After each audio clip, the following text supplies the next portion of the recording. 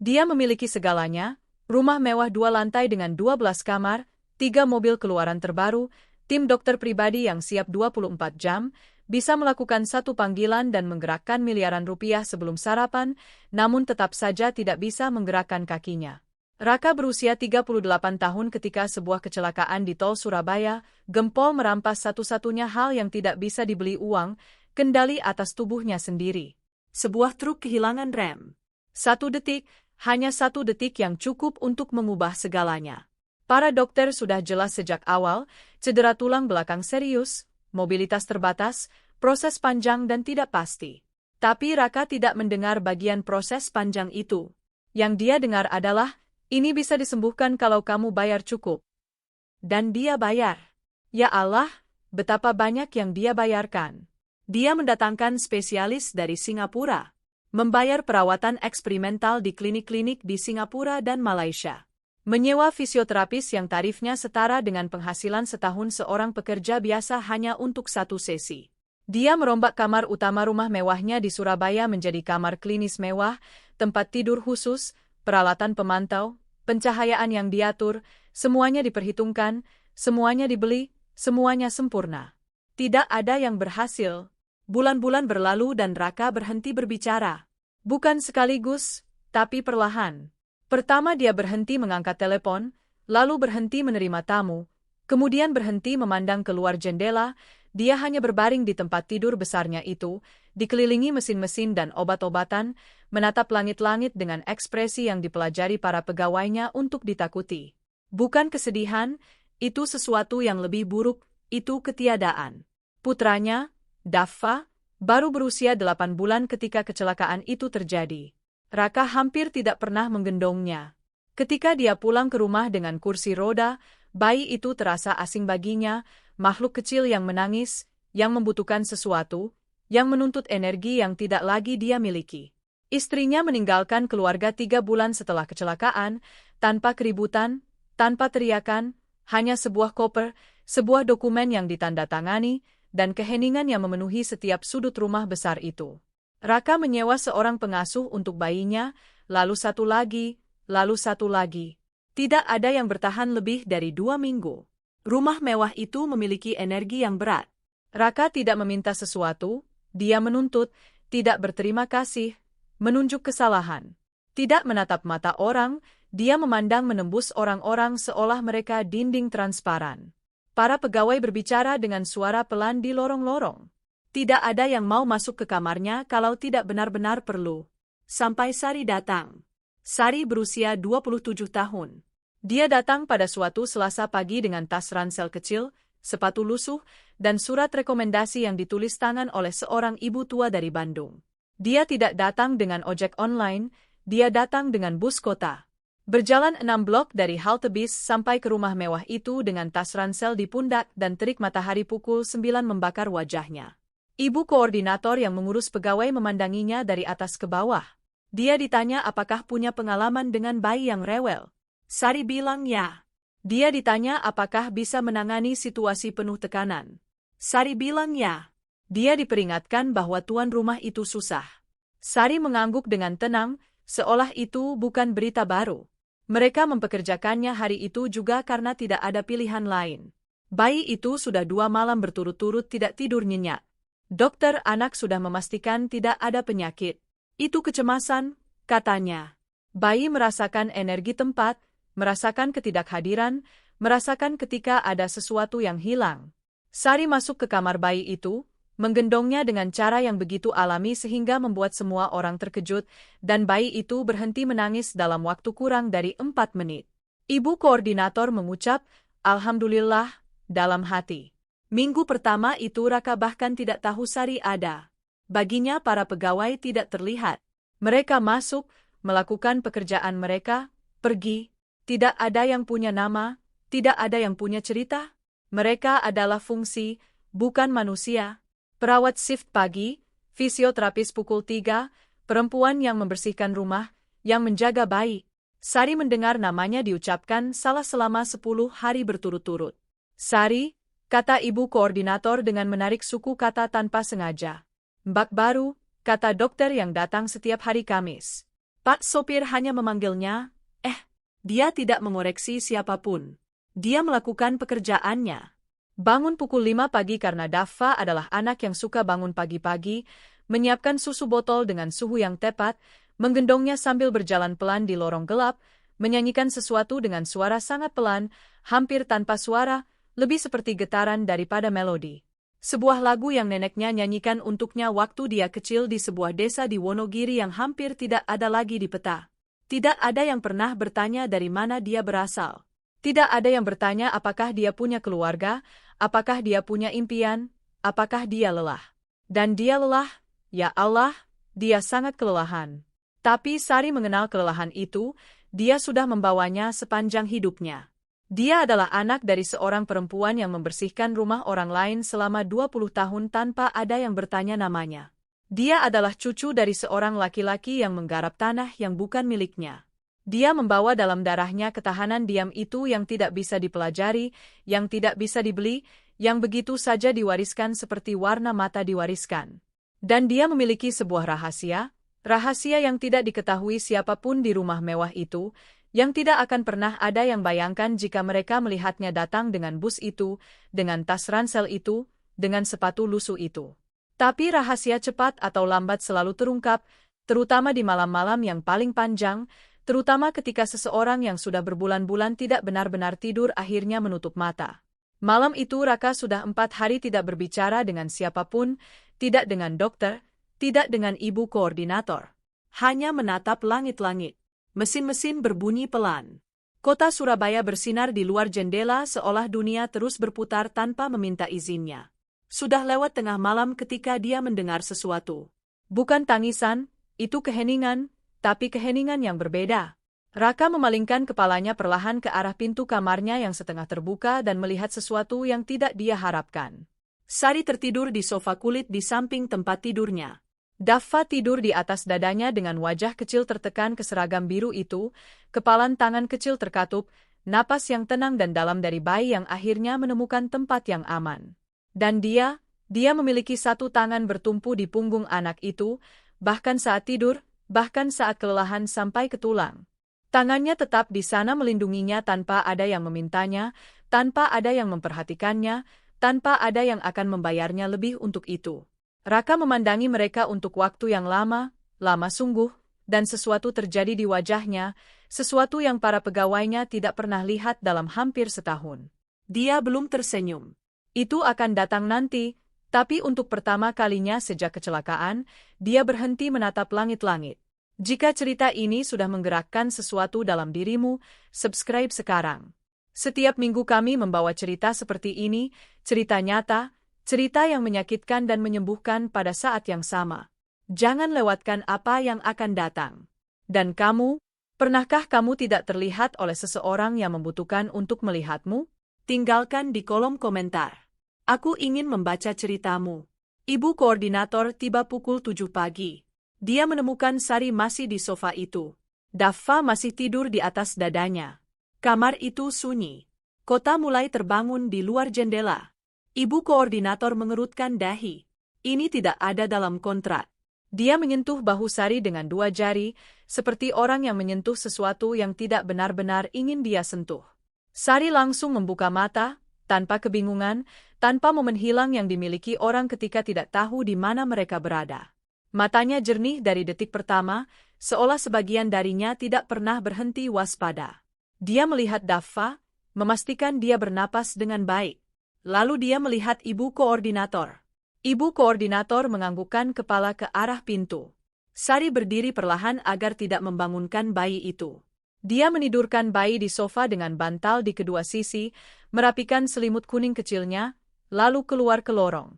Percakapan itu singkat, bahwa ini tidak boleh terulang, bahwa ada aturan, bahwa Pak Raka membutuhkan ruangnya, bahwa jika bayi menangis di malam hari ada intercom, bahwa itulah gunanya, bahwa tidak perlu tinggal. Sari mendengarkan semuanya, mengangguk, dan keesokan harinya, ketika Daffa terbangun lagi pukul 2 dini hari dengan demam, Sari menggunakan intercom. Tidak ada yang menjawab. Dia menunggu 5 menit, memanggil lagi. Sunyi. Dia menunggu 5 menit lagi dengan bayi menangis dalam pelukannya, dahi yang panas, tubuh kecil yang melengkung kesakitan. Tidak ada yang datang. Sari pergi sendiri. Tidak ada pilihan lain. Dia masuk ke kamar untuk mencari termometer yang ada di meja kecil di samping tempat tidur Raka. Dia membuat suara. Dia bergerak cepat, tapi Daffa menangis dan Raka terjaga, seperti hampir selalu, dia terjaga di jam itu. Dia memandangnya masuk tanpa berkata apa-apa. Memandangnya mencari termometer tanpa berkata apa-apa. Memandangnya keluar tanpa berkata apa-apa. Itulah Raka, seorang laki-laki yang telah belajar untuk hidup dalam keheningan karena keheningan tidak meminta apa-apa darinya. Sari tidak menghakiminya. Dia mengenal keheningan itu. Dia pernah melihatnya pada ibunya setelah ayahnya pergi. Dia pernah melihatnya pada neneknya ketika didiagnosis penyakit yang membawanya dalam 3 bulan. Itu adalah keheningan orang-orang yang sudah menanggung terlalu banyak dan di suatu titik begitu saja melepaskan kata-kata karena sudah tidak ada gunanya lagi. Dia memahami keheningan itu, tapi dia tidak takut padanya. Hari-hari terus berjalan. Rutinitas perlahan-lahan menempatkan dirinya sendiri, seperti hal-hal menempatkan diri ketika tidak ada yang merencanakannya, tapi semua orang membutuhkannya. Sari datang lebih awal, menyiapkan Daffa, memandikannya, memberinya makan, menggendongnya, menidurkannya, membangunkannya, menggendongnya lagi, masuk ke kamar Raka ketika perlu, keluar ketika selesai. Dia tidak banyak bicara, tidak banyak bertanya, tapi dia mengamati. Sari adalah salah satu dari orang-orang yang melihat segalanya tanpa ada yang menyadarinya. Dia melihat bahwa Raka tidak menyentuh makanan yang dibawakan jika dia tidak lapar dan bahwa tidak ada seorang pun di rumah itu yang bertanya apakah dia lapar. Piring datang pada jam tertentu karena sudah ditetapkan dan jika dia tidak makan, piring diambil dan dicatat di buku sebagai tidak ada nafsu makan dan tidak ada yang memikirkannya lagi. Dia melihat para fisioterapis datang tepat waktu, melakukan protokol mereka, mendokumentasikan catatan mereka dan pergi. Profesional, efisien, sama sekali tidak terhubung dengan laki-laki yang ada di hadapan mereka. Mereka menggerakkan lengannya, meregangkan kakinya, memberikan instruksi dengan nada klinis yang terdengar lebih seperti manual daripada percakapan. Dia melihat dokter yang datang setiap hari Kamis menghabiskan tepat 18 menit di setiap kunjungan. Memeriksa tanda-tanda vital, menyesuaikan beberapa obat, mengajukan 2 pertanyaan, mencatat, pergi. 18 menit. Sari menghitungnya tanpa sengaja selama 3 minggu berturut-turut.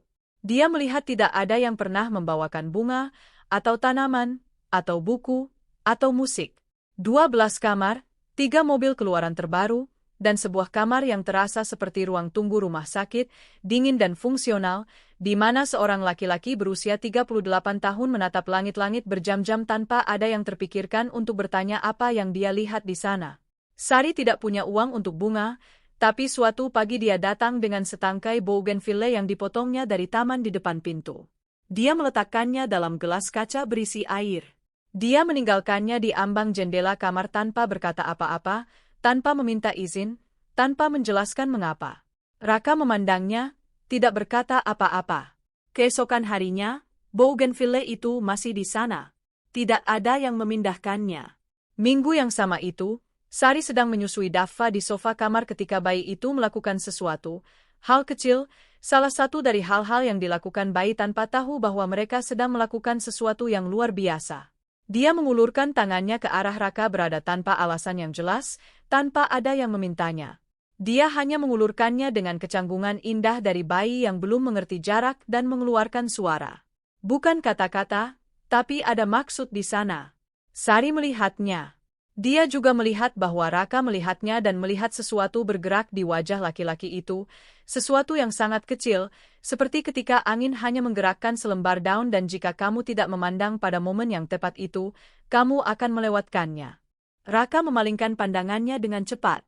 Sari tidak berkata apa-apa. Dia terus menyusui bayi itu seolah tidak ada yang terjadi, tapi dia sudah melihatnya. Para pegawai rumah lainnya membicarakan Raka di dapur ketika mereka pikir tidak ada yang mendengarkan. Mereka bilang dia sudah hancur, bahwa itu mustahil, bahwa tidak ada perawatan yang akan berhasil karena masalahnya bukan fisik, tapi mental, bahwa dia sudah memutuskan untuk tidak sembuh, bahwa uang sudah membuatnya sedingin itu sebelum kecelakaan dan kecelakaan itu hanya memperburuknya. Sari mendengarkan, tidak ikut bicara karena dia sudah melihat daun itu bergerak. Suatu sore, ibu koordinator memintanya untuk membersihkan dan merapikan meja kecil di samping tempat tidur Raka sementara dia sedang dalam sesi fisioterapi. Sari melakukannya. Dia merapikan obat-obatan berdasarkan ukuran, membersihkan gelas kaca, dan menemukan, terdorong jauh ke dalam laci, di bawah sebuah buku catatan yang tidak terpakai, sebuah foto.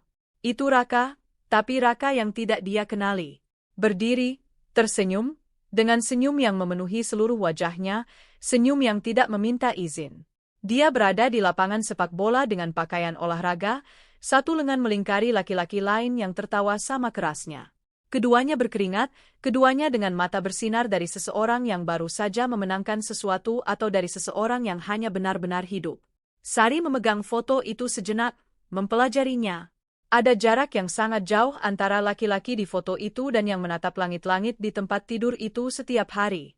Bukan hanya kecelakaan itu, seolah laki-laki di foto itu telah hidup di kehidupan paralel yang tidak lagi memiliki pintu masuk.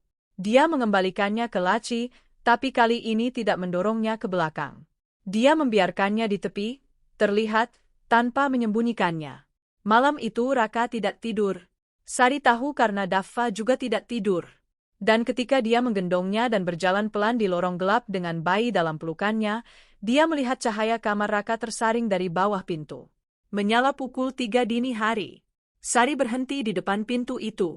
Dia tidak mengetuk, tidak masuk, tapi dia berdiri di sana beberapa detik dengan bayi tertidur dalam pelukannya, di lorong gelap itu, seolah tubuhnya tahu sesuatu yang belum selesai dipahami kepalanya, bahwa di dalam sana ada seorang laki-laki yang tidak benar-benar dilihat siapapun dan seseorang harus melihatnya, meskipun tidak ada yang membayarnya untuk itu, meskipun tidak ada yang memintanya, meskipun itu menghabiskan kelelahan yang sudah tidak tahu harus dicari dari mana. Sari kembali ke kamarnya, berbaring dengan Daffa di sampingnya dan sebelum menutup mata dia memikirkan ibunya, tangan-tangan kasar ibunya karena terlalu banyak membersihkan rumah orang lain, bagaimana ibunya tidak pernah mengeluh, tidak pernah, tidak satu hari pun, itu yang diwariskan padanya. Juga kemampuan untuk melihat orang lain dalam rasa sakitnya yang paling buruk, dalam versinya yang paling sulit, dan tidak lari. Sari menutup matanya. Besok akan menjadi hari panjang lainnya dan dia akan ada di sana. Hari Kamis dokter tiba pukul 10 pagi, 18 menit tepat, tapi kali ini dia keluar lebih awal. 15 menit. Sari melihatnya berjalan melintasi lorong dengan tas di tangan dan ekspresi yang bukan kekhawatiran, tapi juga bukan ketenangan. Itu wajah yang dimiliki orang ketika sudah mengambil keputusan dan hanya menunggu momen untuk mengatakannya. Dia memanggil ibu koordinator ke samping. Sari berada di ujung lorong dengan Daffa dalam pelukannya. Dia tidak bergerak. Dia tidak berpura-pura tidak mendengar. Dokter berbicara pelan, tapi di rumah itu lorong-lorong membawa suara dari satu ujung ke ujung lainnya. Dia bilang Raka sudah berhenti merespons rangsangan perawatan, bahwa sudah 3 minggu tanpa kemajuan, bahwa imobilitas berkepanjangan dikombinasikan dengan kondisi emosional sedang menghasilkan kemunduran yang obat-obatan saja tidak bisa menghentikannya, bahwa ada klinik rehabilitasi di Jakarta yang terspesialisasi dengan program intensif 6 bulan. Bahwa itu adalah pilihan yang paling layak pada titik ini. Ibu koordinator bertanya kapan. Dokter bilang secepatnya. Sari memandang Daffa. Bayi itu memandangnya dengan mata besar dan gelap yang dimilikinya. Mata yang belum bisa berbohong. Sore itu ibu koordinator masuk ke kamar Raka dan menyampaikan proposalnya. Sari berada di kamar sebelah dengan pintu setengah terbuka. Dia tidak ingin mendengar, tapi dia mendengar. Ibu koordinator menjelaskan semuanya dengan efisien. Kliniknya, programnya, hasil-hasil yang terdokumentasi, para spesialis, biayanya yang bagi Raka tidak relevan karena uang tidak pernah menjadi masalah. Ada keheningan panjang.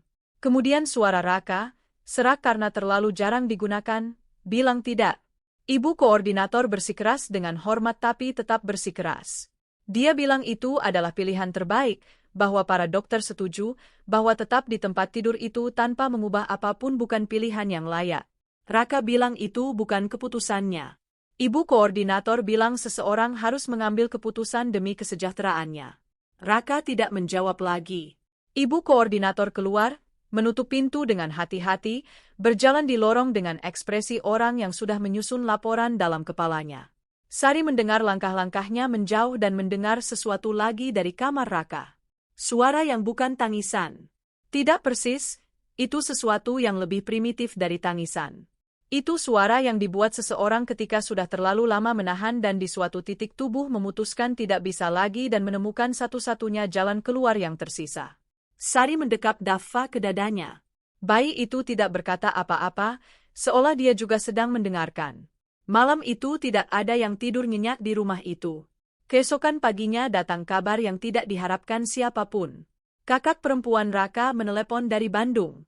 Sari tidak mengenalnya, tapi ibu koordinator pernah menyebutkan bahwa dia ada, bahwa dia tinggal jauh, bahwa hubungannya rumit, bahwa setelah kecelakaan dia datang sekali, bertahan 4 hari dan tidak kembali lagi. Telepon itu berlangsung 20 menit. Kemudian ibu koordinator pergi ke kamar Raka. Sari sedang memandikan Daffa saat itu. Dia mendengar semuanya melalui dinding tipis kamar mandi. Kakak perempuannya tidak akan datang.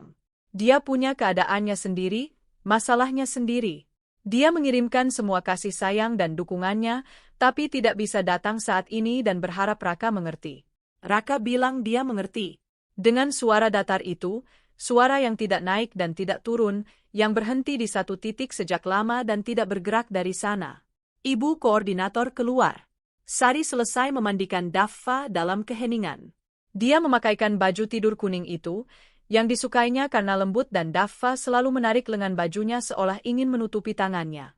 Dia menggendong, menimang, dan memikirkan foto di laci itu, laki-laki dengan senyum yang memenuhi seluruh wajahnya, jarak antara laki-laki itu dan yang ini. 3 hari kemudian, Daffa bangun pagi dengan demam tinggi. Bukan demam ringan seperti minggu-minggu sebelumnya, ini berbeda. Sari tahu sejak dia menggendongnya di pagi hari. Dia tahu dari beratnya. Bayi dengan demam tinggi terasa berbeda beratnya. Mereka terasa berbeda di pelukan, lebih berat dan lebih ringan pada saat yang sama, seolah tubuh menggunakan semua energinya di satu tempat. Dia langsung menelepon dokter anak.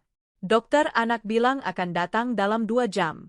Sari melewati 2 jam itu dengan Daffa dalam pelukannya, berjalan pelan, mengukur suhu setiap 20 menit, mengompres dahinya dengan kain basah, berbicara padanya dengan suara pelan yang sudah dia pelajari bisa menenangkannya.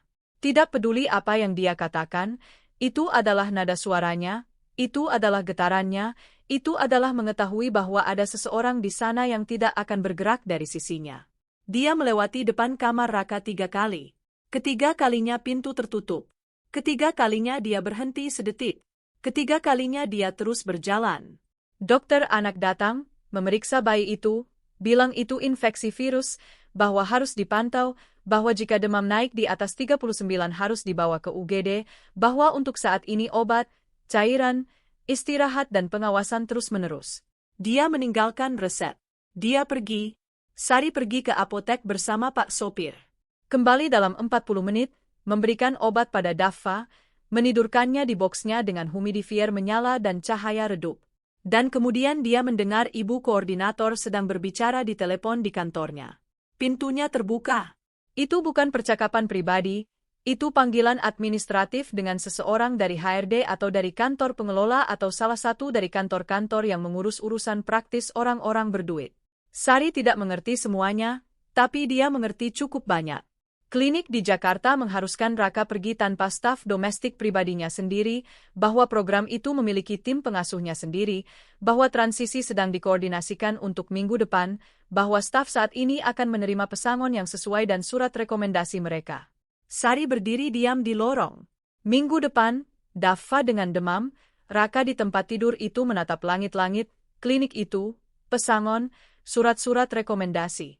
Semuanya akan berakhir dalam seminggu dan tidak ada yang memberitahunya sama sekali. Malam itu Sari tidak bisa makan.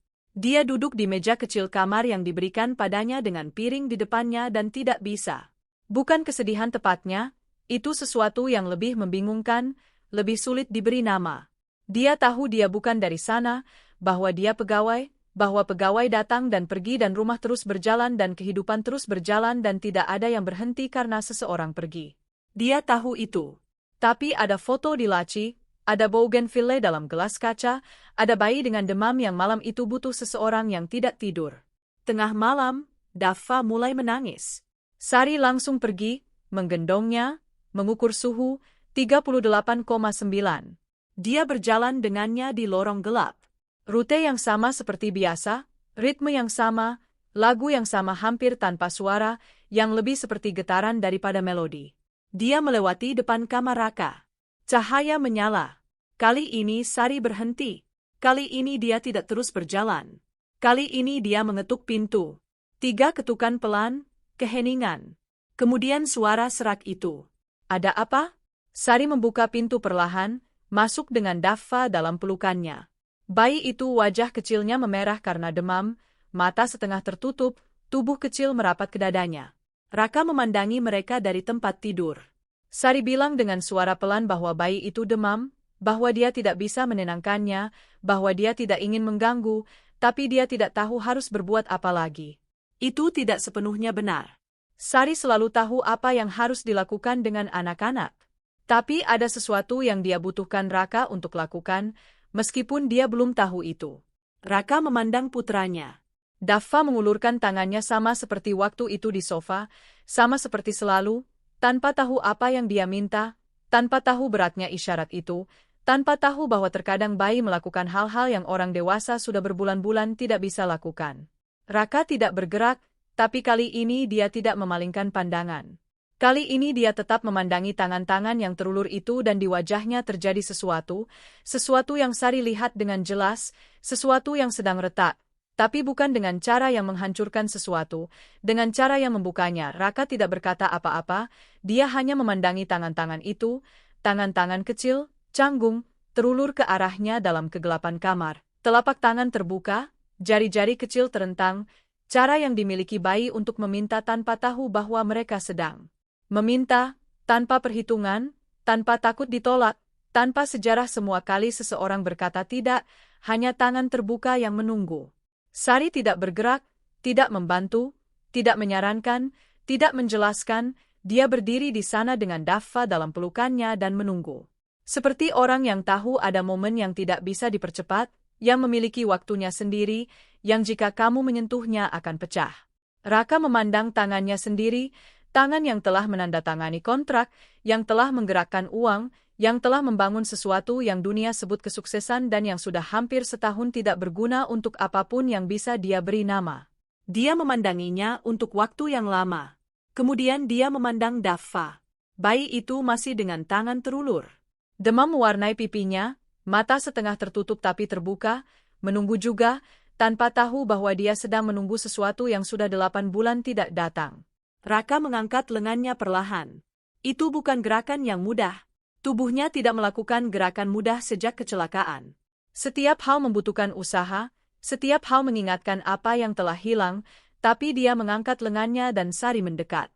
Dia mendekatkan Daffa perlahan dengan hati-hati, seperti orang yang menyerahkan sesuatu yang tidak ternilai harganya.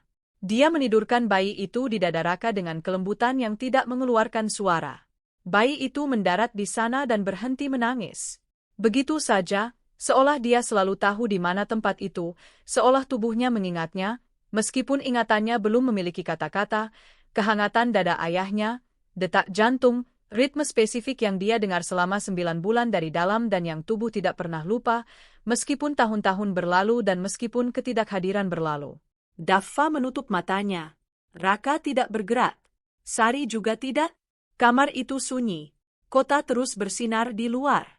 Mesin-mesin berbunyi pelan, humidifier berdengung di kamar sebelah dan di tempat tidur itu ada seorang laki-laki yang hampir setahun menatap langit-langit dengan putranya tidur di atas dadanya. Raka menundukkan pandangannya ke Daffa.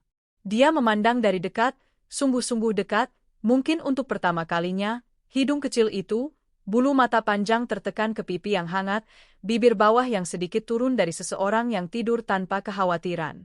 Aroma spesifik yang dimiliki bayi yang tidak seperti apapun di dunia dan yang sekali kamu mengenalnya tidak akan kamu tukar dengan aroma lain manapun.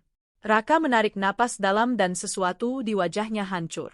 Itu tidak dramatis, bukan tangisan seperti di film, bukan isak tangis yang mengguncang bahu dan memenuhi kamar dengan suara. Itu sesuatu yang lebih sunyi dan lebih dalam dari itu. Seperti melihat sesuatu yang sudah lama membeku mencair, perlahan, tanpa peringatan, tanpa izin. Satu tetes air mata, hanya satu di awalnya, yang mengalir pelan di wajahnya tanpa dia melakukan apapun untuk menghentikannya. Sari melihatnya, tidak berkata apa-apa, itu bukan momen untuk kata-kata. Dia duduk perlahan di sofa kulit, sofa yang sama tempat dia tidur malam pertama itu tanpa ada yang memintanya.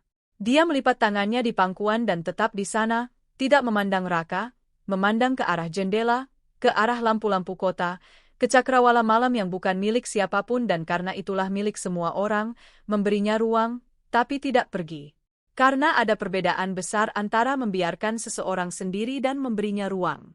Dan Sari mengetahuinya, dia belajar dari ibunya, dia belajar dari malam-malam panjang dengan orang-orang sakit yang tidak butuh siapapun bicara, tapi butuh seseorang yang sekadar ada di sana, bernapas di kamar yang sama, menjadi saksi tanpa menuntut apapun. Raka berbicara setelah waktu yang lama, suaranya masih serak, masih tidak terbiasa. Dia bertanya siapa namanya. Sari berbalik memandangnya. Sari, katanya, Sari. Raka mengulang nama itu dengan suara sangat pelan, seperti mencobanya, seolah ini pertama kalinya dia mendengarnya, meskipun sudah berminggu-minggu melihatnya masuk dan keluar dari kamar itu. Lalu dia memandang Daffa dan bertanya apakah selalu seperti itu ketika dia tidur. Sari bilangnya, bahwa ketika akhirnya benar-benar tidur persis seperti itu, bahwa dia melepaskan segalanya, bahwa bayi tidak menyimpan apapun untuk hari berikutnya. Raka tidak menjawab, tapi dia terus memandang bayi itu. Sari menunggu sejenak dan kemudian mengatakan sesuatu yang tidak dia rencanakan untuk dikatakan, yang keluar begitu saja tanpa kepala mengizinkannya. Dia bilang Daffa punya cara yang sama dengan Raka dalam mengerutkan dahi ketika sesuatu mengganggunya. Raka memandangnya. Sari menahan pandangan itu tanpa bergerak dan kemudian Raka melakukan sesuatu yang tidak ada seorang pun di rumah itu pernah lihat dalam hampir setahun. Sudut kanan mulutnya bergerak ke atas. Hanya sedikit, hanya sesaat, tapi itu nyata. Itu adalah retakan pertama dalam sesuatu yang tampak tidak bisa hancur. Sari tidak menunjuknya, tidak merayakannya, tidak mengatakan apapun yang bisa menakutinya kembali ke tempat di mana dia sudah hidup selama ini. Dia hanya membiarkannya menjadi apa adanya, momen kecil, hal yang sangat minimal yang sebenarnya adalah segalanya. Malam itu Raka tidak lagi menatap langit-langit. Dia terus memandangi Daffa sampai bayi itu mendingin dan demam turun dan napasnya menjadi teratur dan dalam. Dan dia terus memandanginya sesudahnya, tanpa alasan, hanya memandanginya. Sari tertidur di sofa menjelang dini hari. Itu bukan keputusan. Itu adalah tubuh yang menyerah setelah hari-hari dengan sedikit tidur dan banyak menanggung diri sendiri tanpa ada yang melihatnya. Tangan kanannya tergantung di atas lengan sofa. Keesokan paginya, ketika ibu koordinator tiba pukul 7, dia menemukan pintu kamar Raka setengah terbuka. Dia mengintip ke dalam, melihat Sari tidur di sofa, melihat Daffa tidur di atas dada Raka, dan melihat Raka terjaga, dengan mata terbuka, memandangi putranya. Ibu koordinator membuka mulutnya untuk mengatakan sesuatu tentang aturan, tentang kontrak, tentang apa yang diperbolehkan dan tidak diperbolehkan. Raka memandangnya dan mengatakan satu hal saja. Tutup pintunya. Itu bukan teriakan, bukan perintah yang agresif, itu sesuatu yang lebih tenang dan lebih tegas pada saat yang sama. Suara seseorang yang baru saja mengingat bahwa dia punya suara. Ibu koordinator menutup pintunya. Pagi itu Raka tidak membiarkan Daffa dibawa ke kamarnya pukul 8 seperti biasanya. Dia menahan bayi itu di dadanya sampai pukul 10. Sampai bayi itu terbangun sendiri dan mengulurkan tangannya dan menguap dengan seluruh wajahnya dan memandang ayahnya dari jarak 20 cm dengan mata besar dan gelap itu. Dan Raka memandangnya balik dan berbicara padanya. Bukan pidato, bukan sesuatu yang rumit, itu kata-kata sederhana, kata-kata nyata pertama yang dia katakan pada putranya sejak dunia terbelah dua. Dia bilang, "Selamat pagi." Dia bilang bahwa Daffa punya hidungnya, hidung keluarga Raka, yang selalu dia anggap terlalu besar dan yang di wajah Daffa entah bagaimana terasa sempurna. Dia bilang bahwa dia minta maaf. Daffa tidak mengerti satupun dari kata-kata itu, tapi dia mendengarkannya dengan semua perhatian yang dimiliki baik ketika mereka merasakan bahwa sesuatu yang penting sedang terjadi, meskipun mereka tidak bisa menamainya. Dan dia tersenyum. Senyum yang belum bergigi itu, tanpa tipu daya, tanpa syarat. Senyum paling jujur yang ada di dunia karena datang dari seseorang yang belum belajar menyembunyikannya. Raka menerimanya dalam keheningan, dengan mata penuh sesuatu yang sudah berbulan-bulan tidak menemukan tempat untuk pergi. Sari terbangun pada saat itu. Dia melihat ayah dan anak saling memandang untuk pertama kalinya sungguh-sungguh dan tidak berkata apa-apa. Dia menundukkan pandangan, karena ada hal-hal yang bukan untuk dilihat siapapun lagi, yang hanya milik dua orang yang sedang mengalaminya, tapi dia menyeka matanya perlahan dengan punggung tangannya. Sore itu, ketika Sari keluar ke taman bersama Daffa, dia mendengar ibu koordinator sedang menelepon klinik di Jakarta untuk membatalkan. Raka sudah bilang tidak akan pergi, bahwa dia akan tetap di sini. Sari memandangi bougainville di taman. Bougainville yang sama yang darinya dia potong setangkai beberapa minggu lalu dan diletakkan dalam gelas kaca tanpa meminta izin dan tanpa menjelaskan mengapa. Dia terus berjalan dengan Daffa dalam pelukannya. Bayi itu sudah tidak demam. 3 minggu berlalu sejak malam itu, 3 minggu sejak Daffa mengulurkan tangannya dalam kegelapan dan sesuatu di kamar itu berubah selamanya tanpa ada yang merencanakannya. Hal-hal tidak berubah sekaligus. Bukan transformasi seperti di film di mana musik mengeras dan segalanya selesai dalam 2 menit. Itu lebih lambat dari itu, lebih nyata dari itu. Seperti melihat sesuatu tumbuh yang suatu hari tidak ada dan besoknya juga tidak ada dan besoknya lagi juga tidak ada. Dan tiba-tiba suatu hari kamu berbalik dan di sana ada, tanpa kamu bisa menunjuk dengan tepat kapan itu mulai. Raka mulai meminta agar Daffa ditinggalkan di kamarnya di pagi hari. Pertama 1 jam, kemudian 2. Kemudian, mereka begitu saja berhenti datang untuk mengambil bayi itu pada jam yang tetap, karena Raka tidak melepaskannya dan tidak ada seorang pun di rumah itu yang akan menjadi orang yang menyuruhnya melepaskan putranya. Dia mulai makan. Tidak semuanya, tidak selalu, tapi dia mulai. Sari memperhatikan bahwa dia meninggalkan piring yang lebih tidak penuh dari sebelumnya, bahwa terkadang dia meminta sesuatu yang spesifik, bahwa suatu Selasa dia meminta wedang jahe seperti yang dibuat ibunya waktu dia kecil, dan ibu koordinator harus menelepon 3 orang sebelum menemukan seseorang di dapur yang benar-benar tahu cara membuatnya. Dia mulai berbicara dengan fisioterapis, tidak banyak, tapi ada. Pertanyaan konkret, otot apa? Untuk apa gerakan ini? Berapa lama? Fisioterapis itu datang Rabu berikutnya dengan ekspresi yang berbeda, seperti seseorang yang tidak mengharapkan ada yang bertanya apapun dan tiba-tiba harus mengingat bahwa dia tahu jauh lebih banyak dari yang 18 menit rutinitasnya perlihatkan. Hal-hal kecil, hal-hal yang dari luar mungkin tidak tampak besar, tapi Sari melihat semuanya dan tahu persis nilainya. Suatu Kamis sore, Raka memintanya untuk tinggal sebentar ketika dia hendak keluar dari kamar dengan Daffa yang sudah tertidur. Sari berhenti. Raka butuh waktu untuk berbicara seperti seseorang yang menyimpan sesuatu sejak lama dan tidak tahu dari mana harus mulai mengeluarkannya. Dia bilang bahwa dia tahu mereka akan pergi, bahwa ibu koordinator sudah menjelaskan soal pesangon, soal surat-surat rekomendasi, bahwa program klinik sudah dibatalkan, tapi bahwa pada akhirnya staf akan berganti juga karena memang begitulah cara kerjanya. Sari tidak berkata apa-apa. Raka memandang Daffa yang tidur dalam pelukannya dan bilang bahwa dia ingin meminta sesuatu. Dia bilang bahwa ketika Sari pergi, ketika dia menemukan pekerjaan lain di rumah lain, ketika dia bersama anak lain atau keluarga lain, jika suatu saat anak itu mengulurkan tangannya ke arah seseorang yang tidak sedang memandangnya, agar dia terus melakukannya.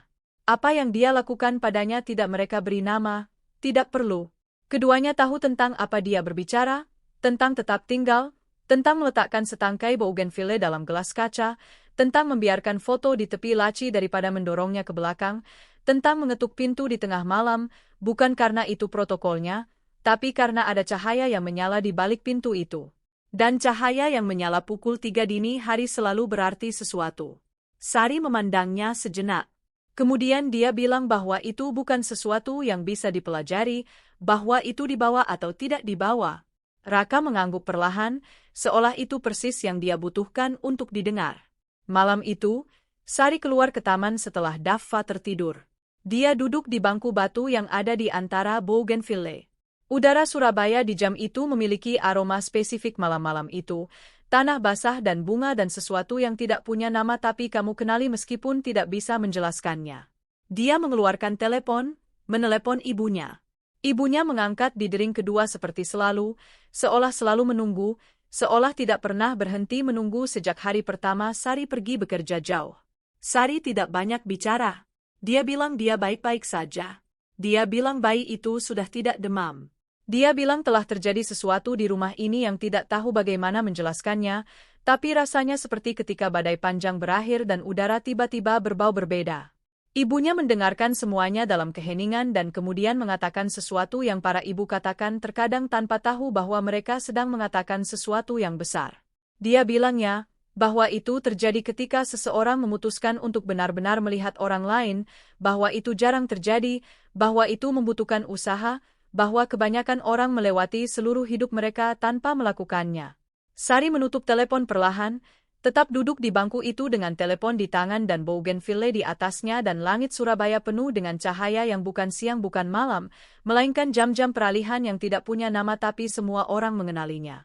Dan dia memikirkan semua yang ibunya sudah tanggung tanpa ada yang bertanya bagaimana kabarnya, semua yang neneknya sudah garap di tanah orang, semua tangan yang membersihkan, menggendong, memasak, menopang, semua nama yang diucapkan salah, semua cerita yang tidak diceritakan karena tidak ada yang bertanya dan dia berpikir bahwa terkadang hidup menempatkanmu di tempat yang tampak kecil, sebuah kamar, sebuah rumah mewah, seorang bayi dengan demam, seorang laki-laki yang menatap langit-langit dan dari tempat yang kecil itu kamu bisa melakukan sesuatu yang tidak bisa dibeli oleh uang manapun di dunia dan tidak bisa diajarkan oleh gelar apapun. Kamu bisa benar-benar melihat seseorang tanpa dibayar lebih untuk itu, tanpa ada yang mengakuinya, tanpa ada yang tahu kamu melakukannya, hanya karena sesuatu dalam dirimu tidak tahu cara lain. Sari berdiri dari bangku, memotong setangkai bougainville baru, membawanya ke dalam, menaruhnya dalam gelas kaca berisi air. Kali ini dia tidak menaruhnya di kamar Raka, dia menaruhnya di dapur, di tengah meja tempat seluruh staf makan, tempat fisioterapis datang, tempat ibu koordinator minum kopinya, tempat Pak sopir menaruh kunci tanpa catatan, tanpa penjelasan, hanya di sana, karena terkadang hal-hal yang paling penting tidak perlu tanda tangan.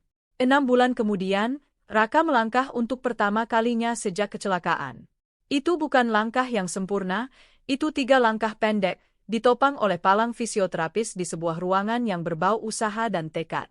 3 langkah yang membutuhkan lebih banyak kerja keras dari bisnis apapun yang pernah dia bangun, yang lebih menyakitkan dari kehilangan apapun yang pernah dia alami, yang lebih berharga dari apapun yang uangnya pernah beli. Dava ada di sana, Sari juga. Raka tiba di ujung palang dan berhenti dan memandang putranya, yang memandangnya dari pelukan Sari dengan mata yang tidak bisa berbohong itu, dan tersenyum. Itu bukan senyum kecil, itu senyum dari foto itu yang memenuhi seluruh wajah, yang tidak meminta izin, yang tidak menghitung apapun. Sari melihatnya dan tahu bahwa tugasnya di sana sudah selesai, bukan tugas dari kontrak, yang lainnya, yang tidak ada yang memintanya dan yang dia lakukan tetap saja, karena begitulah dirinya, karena begitulah ibunya, karena begitulah neneknya. Karena ada orang-orang di dunia yang membawa cahaya tanpa tahu bahwa mereka membawanya dan membagikannya, tanpa tahu bahwa mereka membagikannya dan dunia terus berputar berkat mereka, meskipun tidak ada yang memberi mereka nama. Raka tidak pernah menjadi sama lagi. Bukan karena kecelakaan mengubahnya, tapi karena seorang perempuan yang datang dengan bus dengan tas ransel kecil dan sepatu lusuh melihatnya ketika tidak ada yang lain sedang memandang. Dan itu tidak terlupakan. Tidak peduli berapa banyak uang yang kamu miliki, tidak peduli berapa banyak kamar di rumahmu, tidak peduli berapa banyak spesialis yang kamu bayar, ada hal-hal yang hanya datang ketika seseorang memutuskan untuk tinggal tanpa ada yang memintanya, tanpa ada yang melihatnya, hanya karena ya. Orang yang paling penting di ruangan tidak selalu yang paling keras bicaranya, terkadang dia yang menggendong bayi, yang meletakkan bunga dalam gelas tanpa tanda tangan, yang mengetuk pintu di tengah malam karena ada cahaya yang menyala dan itu selalu berarti sesuatu. Bukalah pintu untuk orang itu, atau lebih baik lagi, jadilah orang itu. Jika kamu sampai di sini, cerita ini menyentuh sesuatu dalam dirimu. Jangan simpan sendiri. Ada seseorang dalam hidupmu yang perlu mendengar ini hari ini. Seorang anggota keluarga, seorang teman, seseorang yang mungkin saat ini sedang menatap langit-langitnya sendiri dalam kegelapannya sendiri, merasa tidak terlihat. Kirimkan cerita ini bukan karena ini adalah sebuah video, tapi karena terkadang cara paling jujur untuk mengatakan pada seseorang bahwa kamu benar-benar melihatnya adalah menunjukkan padanya bahwa orang lain juga pernah dilihat. Terima kasih sudah bertahan sampai akhir. Itu juga mengatakan sesuatu tentang dirimu.